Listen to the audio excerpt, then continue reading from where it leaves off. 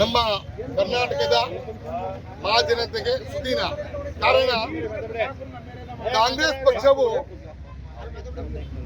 ಅಧಿಕಾರಕ್ಕೆ ಬಂದ ನಂತರ ಇಡೀ ರಾಜ್ಯದ ಮಹಾಜನತೆಗೆ ಗ್ಯಾರಂಟಿ ಅನ್ನೋ ಕಾರ್ಯಕ್ರಮಗಳನ್ನು ಕೊಟ್ಟಿದ್ದಕ್ಕೆ ಈ ದಿನ ನಮ್ಮ ರಾಜ್ಯದ ಮಹಾಜನತೆಗಳು ಉಪಚುನಾವಣೆಯಲ್ಲಿ ಕಾಂಗ್ರೆಸ್ ಪಕ್ಷವನ್ನು ಬೆಂಬಲಿಸಿದೆ. ಮಾನ್ಯ ವಿರೋಧ ಪಕ್ಷದ ಎಲ್ಲಾ ಮಿತ್ರರನ್ನ ಕೇಳೋದಿಷ್ಟೇ, ಇನ್ ಮುಂದಾದ್ರೂ ತಾವು ಇಲ್ಲ ಸಲ್ಲದ ಆರೋಪಗಳನ್ನ ಮಾಡುವುದನ್ನ ನಿಲ್ಲಿಸಿ ಪಕ್ಷದ ಕಾಂಗ್ರೆಸ್ ಪಕ್ಷದ ಅಧಿಕಾರದಲ್ಲಿ ಜನಪರ ಕೊಟ್ಟಂತ ಗ್ಯಾರಂಟಿಗಳನ್ನ ಈಡೇರಿಸಿದ ಮೇಲೆ ಜನರು ಸಿದ್ದರಾಮಯ್ಯನವರ ಸರ್ಕಾರಕ್ಕೆ ಬೆಂಬಲವನ್ನ ಕೊಟ್ಟಿದೆ. ಅವರ ಹಿಂದೆ ಯಾವಾಗಲೂ ಇರುತ್ತೆ. ಮಾನ್ಯ ಎರಡೂ ಪಕ್ಷದ ಅಧ್ಯಕ್ಷ ಕೇಳ್ಕೊಳ್ಳೋದಿಷ್ಟೇ, ತಾವೆಲ್ಲರೂ ಇಲ್ಲದ ಸಲ್ಲದ ವಿಷಯಗಳನ್ನ ತಾವೇ ಸೃಷ್ಟಿ ಮಾಡಿಕೊಂಡು ಪಾದಯಾತ್ರೆ ಮಾಡಿದ್ರಿ. ನಿಮ್ಮ ಪಾದಯಾತ್ರೆಗೆ ಎಷ್ಟು ಕೊಟ್ಟರು ಜನ ಬೆಲೆ? ಸುಳ್ಳು ಪಾದಯಾತ್ರೆಗಳನ್ನ ಮಾಡಬೇಡಿ, ಸುಳ್ಳು ಹೋರಾಟಗಳನ್ನ ಮಾಡಬೇಡಿ. ಇನ್ ಮುಂದೆ ದಯವಿಟ್ಟು ಮಾನ್ಯ ವಿಜೇಂದ್ರ ಅವರೇ, ನಿಮ್ಮ ವಯಸ್ಸಿಗೆ ತಕ್ಕ ಹಾಗೆ, ಮಾನ್ಯ ನಿಖಿಲ್ ಕುಮಾರಸ್ವಾಮಿ ಅವರೇ, ತಾವು ಇನ್ನೂ ಚಿಕ್ಕವರಿದ್ದೀರಾ. ಚುನಾವಣೆ ಎದುರಿಸಬೇಕಾದ್ರೆ ಹಿರಿಯರಿಗೆ ಬೆಲೆ ಕೊಡುವಂತ ಪಕ್ಷ ಕಲ್ತ್ಕೊಳ್ಳಿ. ನಾವೆಲ್ಲ ಹೇಳಿದ್ರಿ, ಈ ಚುನಾವಣೆಯಲ್ಲಿ ಜಮೀರ್ ಅಹಮದ್ ಅಂತ ಒಬ್ಬ ಒಳ್ಳೆಯ ಆಡಳಿತ ಮಾಡುವಂತ ವ್ಯಕ್ತಿಗೆ ಏನೆಲ್ಲ ಗೂಬೆ ಕೂರಿಸಿದ್ರಿ.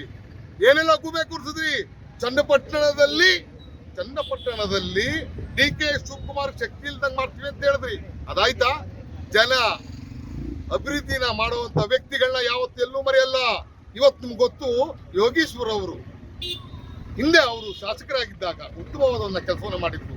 ಆ ವ್ಯಕ್ತಿನ ಮತ್ತೆ ಕೈ ಹಿಡಿದಿದ್ದಾರೆ. ಕಾರಣ ಅವರು ಅಭಿವೃದ್ಧಿ ಮಾಡ್ತಾರೆ ಅನ್ನೋ ಭಾವನೆಗೆ. ದಯವಿಟ್ಟು ನಾನು ಕೇಳೋದಿಷ್ಟೇ, ವಿರೋಧ ಪಕ್ಷದವರೇ, ಈಗ ಅಧಿವೇಶನ ಸ್ಟಾರ್ಟ್ ಆಗುತ್ತೆ. ಅಧಿವೇಶನದಲ್ಲಿ ತಾವು ಮಾಡಬೇಕಾಗಿರೋದು ಸರ್ಕಾರಕ್ಕೆ ಏನೆಲ್ಲ ಒಳ್ಳೆ ಕಾರ್ಯಕ್ರಮವನ್ನ ಮಾಡಬೇಕು, ಈಗಿರೋ ಕಾರ್ಯಕ್ರಮವನ್ನ ಇನ್ನೂ ಹೆಚ್ಚಿನ ರೀತಿಯಾದ ಮಾಡಬೇಕು ಸಲಹೆ ಕೊಡಿ. ಅಧಿವೇಶನದಲ್ಲಿ ಕಾಲಹರಣ ಮಾಡಿ ಅಭಿವೃದ್ಧಿ ಕುಟ್ಟೋ ರೀತಿ ಮಾಡಬೇಡಿ. ಪ್ರಚೋದನೆ ಮಾಡೋದು ಕಮ್ಮಿ ಮಾಡಿ. ಯಾಕೆ ಪ್ರಚೋದನೆ ಮಾಡ್ತೀರಾ? ಜನ ಶಾಂತಿ ತೋರು ನಿಮ್ಗೆ ಇಷ್ಟ ಇಲ್ವಾ? ಸಿದ್ದರಾಮಯ್ಯನವರು ಎಲ್ಲ ಜಾತಿ, ಎಲ್ಲ ಧರ್ಮ, ಎಲ್ಲ ಬಡವರಿಗೆ ಕಾರ್ಯಕ್ರಮ ಕೊಟ್ಟಿದ್ದು ನಿಮ್ಗೆ ಇಷ್ಟ ಆಗಿಲ್ವಾ?